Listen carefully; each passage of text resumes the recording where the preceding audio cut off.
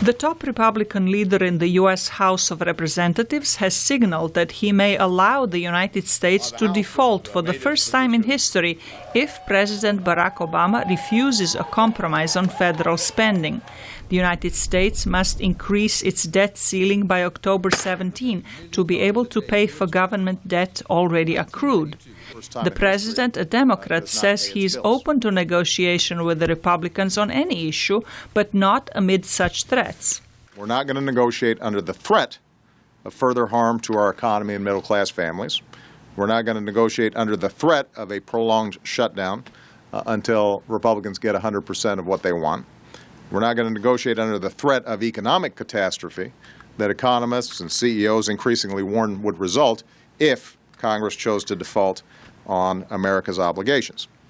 Analysts are warning that a prolonged shutdown could have harmful effects on the U.S. economy, but they say the U.S. defaulting on its debt would be worse. Klaus Lares, a professor of international relations at the University of North Carolina, says the consequences would be disastrous for the world still recovering from a major financial crisis.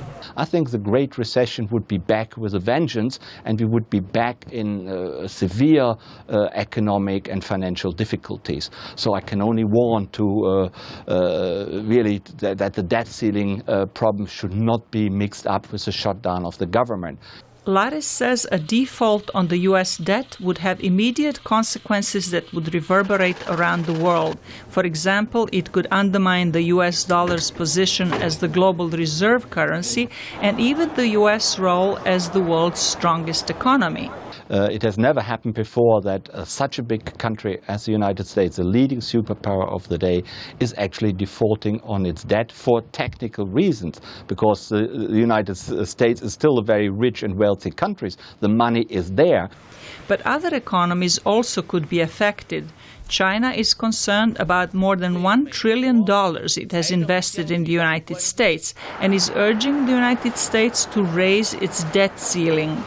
Lares says much of the world has difficulty understanding this U.S. crisis, especially countries with authoritarian governments such as China and some other East Asian states. What is the debt ceiling? Why does a government need to raise the debt ceiling? These are all questions people are wondering about, because apart from the United States and Denmark, a debt ceiling doesn't need to be raised by any other country in the world. So obviously no one really understands that.